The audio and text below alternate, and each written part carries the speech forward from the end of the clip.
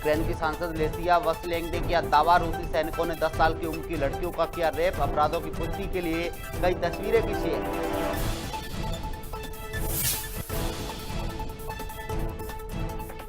संसद में criminal procedure bill 2022 पास, अपराधी के बायोमेट्रिक सैंपल के साथ बायोलॉजिकल सैंपल लेने का प्रावधान, इससे जांच एजेंसियों को बढ़ेगी शक्ति।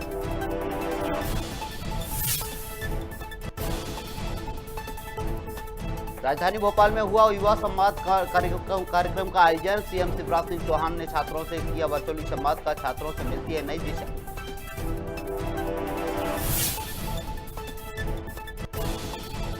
अनूपपुर के ग्रामीण इलाकों में हाथियों ने डाला डेरा, खेतों में लगी फसल को बना रहे हैं आहार, वन विभाग कर रहा हाथियों की निगरानी।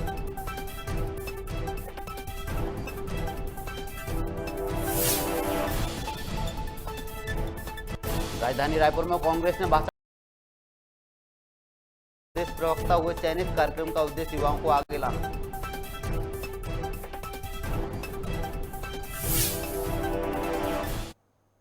नमस्कार, मैं हूं अरुण, आप देख रहे हैं खबर भारत, खबरें विस्तार से। राजधानी भोपाल में मुख्यमंत्री शिवराज सिंह चौहान ने युवा संवाद कार्यक्रम में हिस्सा लिया। आपको बता दें, सीएम ने विश्वविद्यालय और महाविद्यालयों के विद्यार्थियों से वर्चुअली संवाद किया। इस दौरान उन्होंने कहा कि इस संवाद से विद्यार्थियों के साथ मुझे भी नई ऊर्जा और नई दिशा मिलेगी। साथ ही मुख्यमंत्री ने कहा कि राष्ट्रीय शिक्षा नीति में स्वरोजगार के लिए व्यावसायिक पाठ्यक्रम को जोड़ा जाएगा। कई बार 92 है पेज नंबर की 93 है, वो तक दिख जाता था कि मैंने ये पढ़ा था और मैं लिख देता था। आप भी कर सकते हैं एकाग्र चित्त होकर। अगर हमने ध्यान लगा लिया तो चमत्कार हम कर सकते हैं। अगर हम डूब के पढ़ाई करेंगे तो सफलता सुनिश्चित है। इसलिए परीक्षा के संदर्भ में अगर आप कहें तो मैं इतना ही कहूंगा कि एक समय एक काम, जब पढ़ना है तो केवल पढ़ो, हर तरफ से मन और बुद्धि को हटा के केवल किताब में लगा दो। हर चीज आपके दिमाग में बैठती जाएगी और रट्टू तोता मत बनो।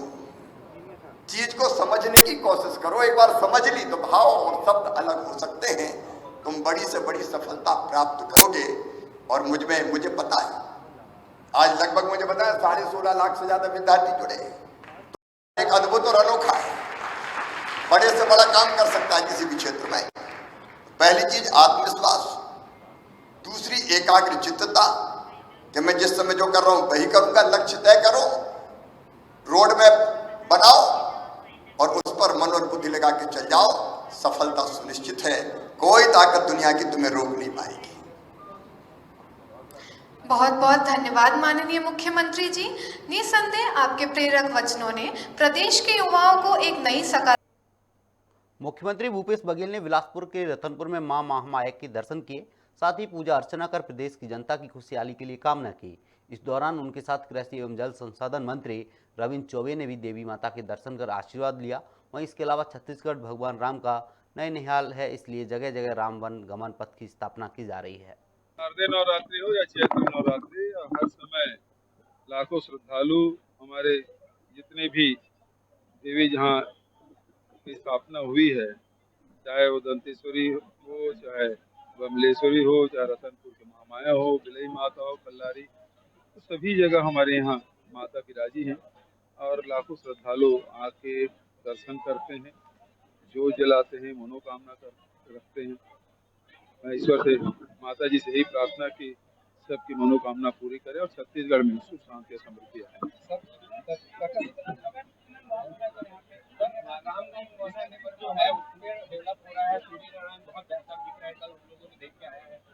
अच्छा लगा। देखिए, अयोध्या जहाँ भगवान राम के जन्म स्थल है और वो एक अलग स्थान है।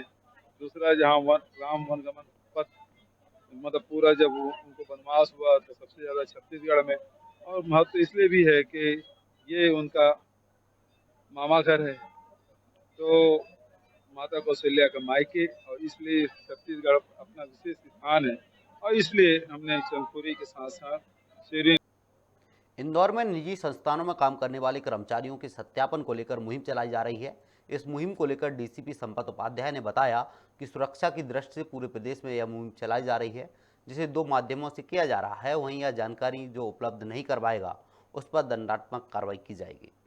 इंदौर पुलिस की तरफ से लगातार किराएदारों और नौकरों के सत्यापन के संबंध में अभियान चलाया जा रहा है। इस अभियान के तारतम्य में थाना MIG की टीम के द्वारा आज बड़े स्तर पर इस अभियान की शुरुआत की गई। इस अभियान को सफल बनाने के लिए जो अपनी नगर सुरक्षा समिति है उसके लोगों को भी जोड़ा गया है और उन सभी के सहयोग से थाना स्तर पर अलग अलग स्थानों पर पंपलेट लगाए जा रहे हैं, वितरित किए जा रहे हैं। इसके अलावा फ्लैक्स बोर्ड वगैरह भी लगाए गए हैं।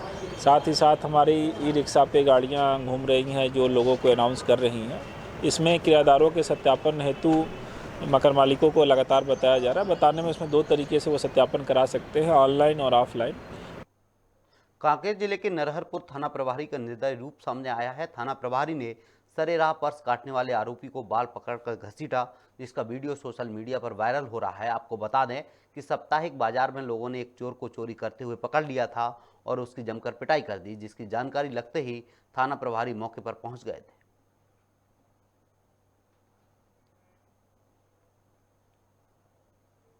महासमुंद जिले के पिथौरा में भारतीय जनता पार्टी ने 42वां स्थापना दिवस मनाया है। इस अवसर पर नगर में नारेबाजी के साथ रैली निकाली गई। साथ ही शंकर अग्रवाल ने ध्वजारोहण कर सभी कार्यकर्ताओं को बधाई दी और पीएम नरेंद्र मोदी का उद्बोधन भी सुना।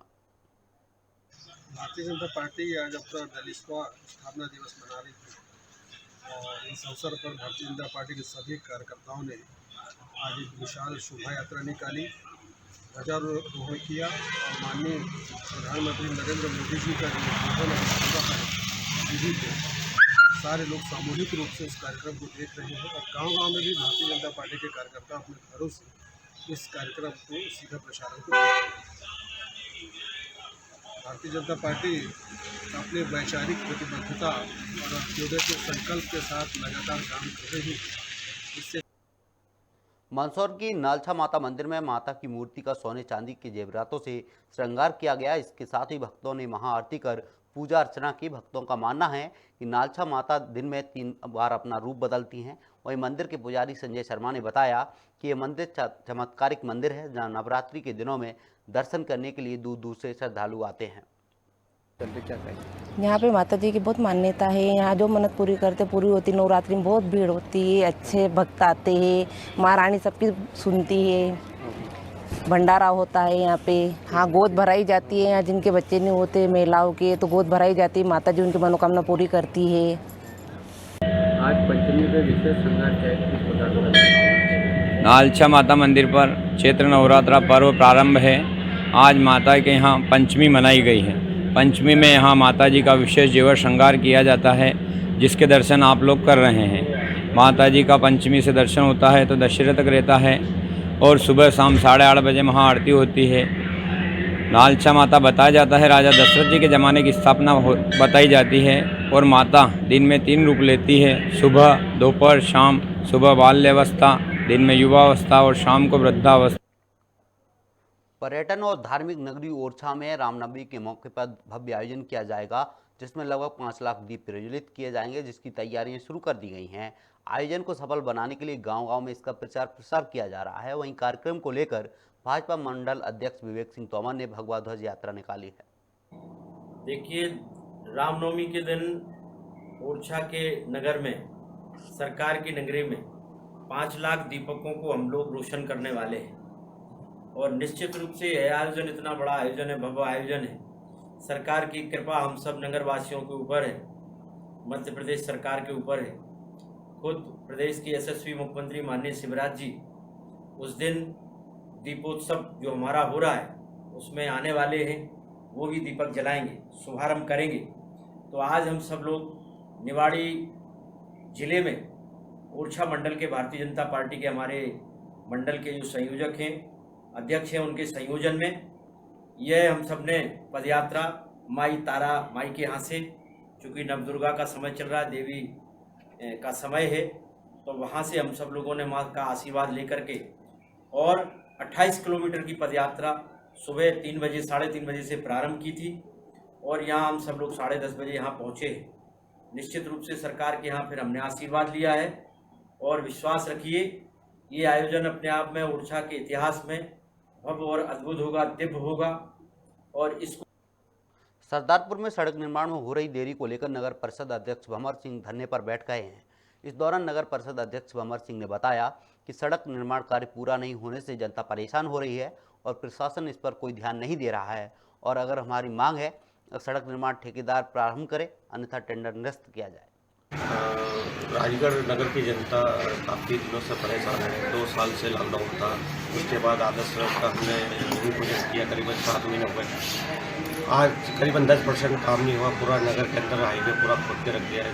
व्यापारी लोग काफ़ी प्रभावित हो रहे हैं, आक्रोश हो रहे हैं।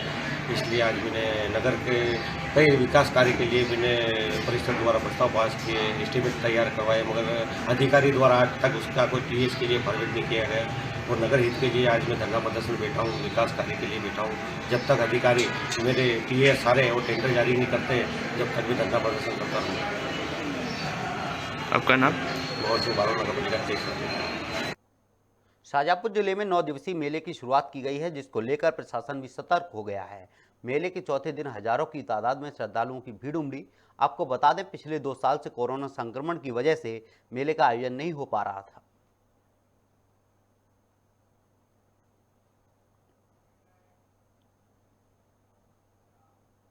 शिवपुरी में शराब की दुकान को लेकर एकाएक महिलाओं ने हंगामा कर दिया। आपको बता दें, महिलाओं ने दुकान में घुसकर शराब की पेटियों को दुकान से बाहर फेंक दिया, जिसके बाद वहां मौजूद युवाओं ने उन पेटियों को रौंद दिया। वहीं महिलाओं ने कलेक्टर को ज्ञापन सौंपते हुए शराब की दुकान को स्थानांतरित करने की मांग की है।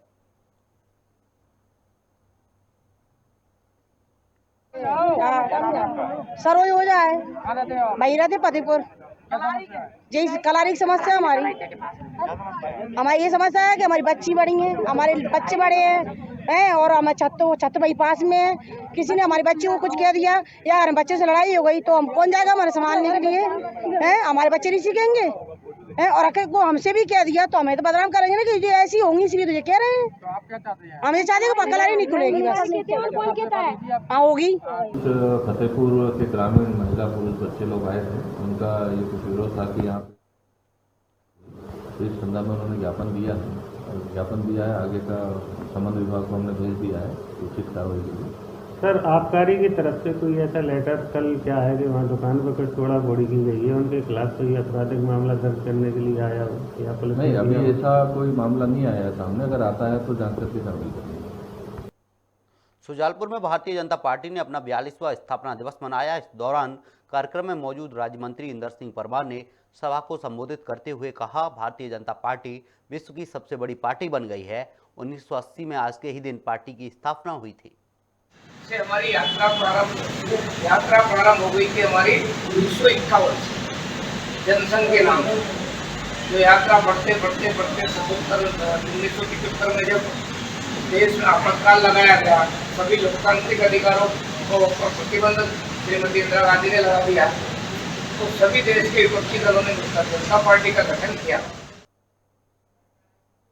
मंदसौर में महिलाओं को आत्मनिर्भर बनाने के लिए ई रिक्शा की ट्रेनिंग दी जा रही है, जिसके लिए जिला प्रशासन के सहयोग से 50 महिलाओं को ट्रेनिंग देकर गनेडीवाल ट्रस्ट की तरफ से रिक्शा दिया जाएगा। वहीं कलेक्टर गौतम सिंह ने महिलाओं से बातचीत कर उन्हें भरोसा दिलाया है कि महिलाएं किसी से कम नहीं हैं।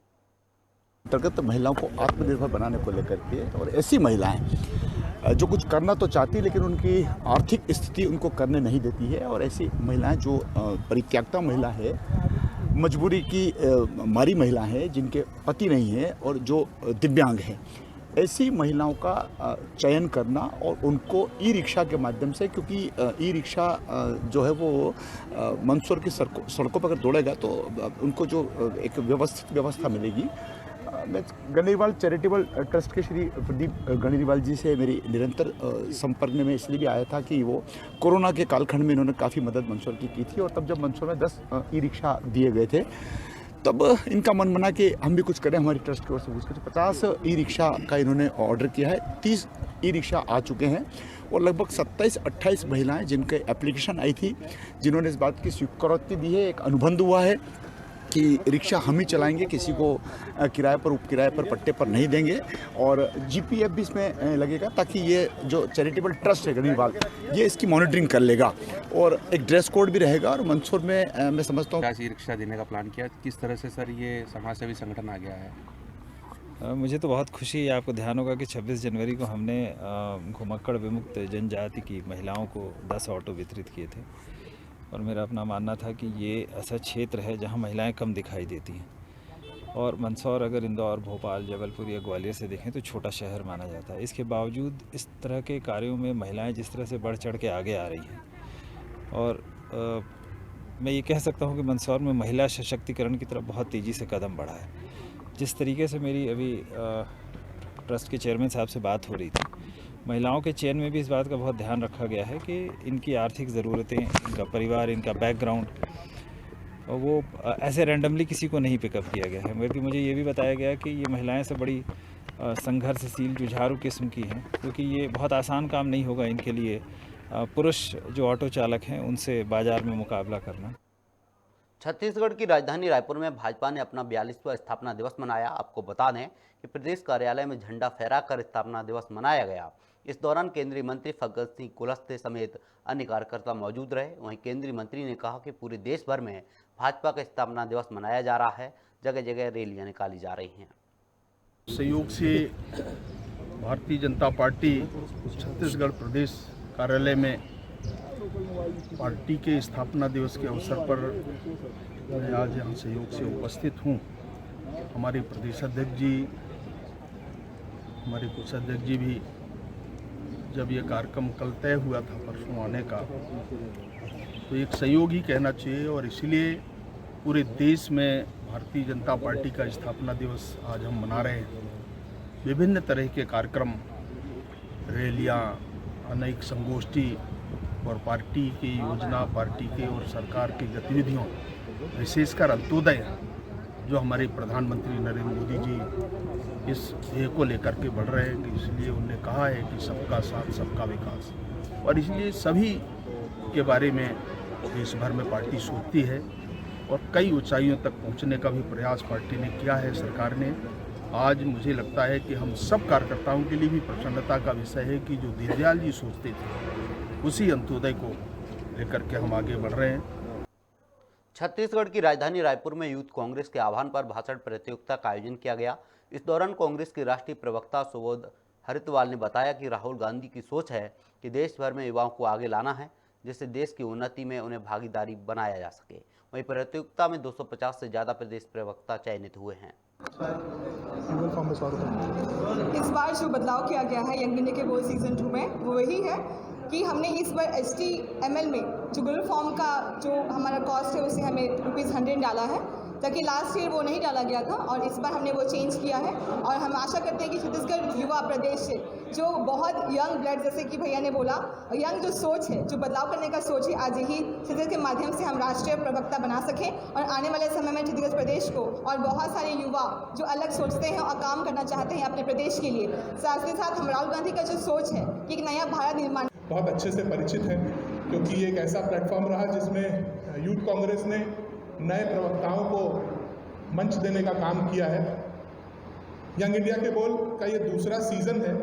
पहला जो था उसका समापन पिछले साल नवंबर में हुआ, जिसकी शुरुआत फरवरी में हुई थी, और उसका समापन नवंबर में हुआ।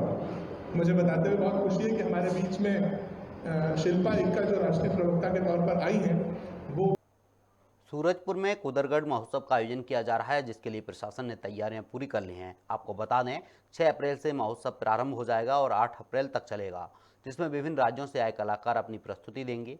वहीं जिला कलेक्टर गौरव कुमार सिंह ने बताया कि महोत्सव में मानस ज्ञान प्रतियोगिता समेत सुगम संगीत का भी आयोजन किया जाएगा।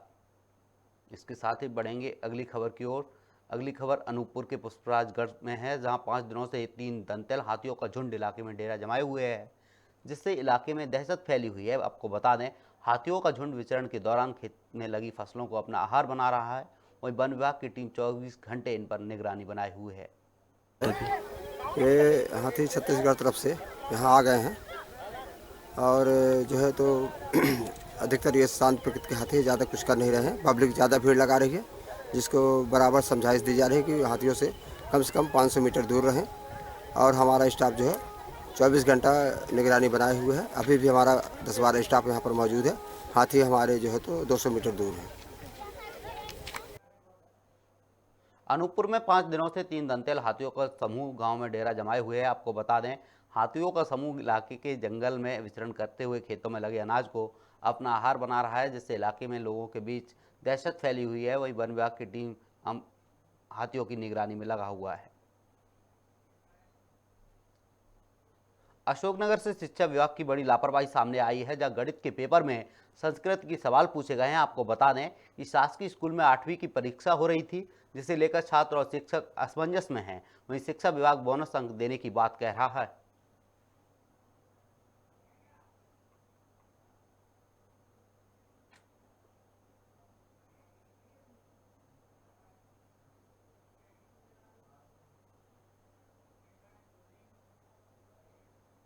फिलहाल इस बुलेटिन में इतना ही। आप बने रहिए खबर भारत के साथ। नमस्कार।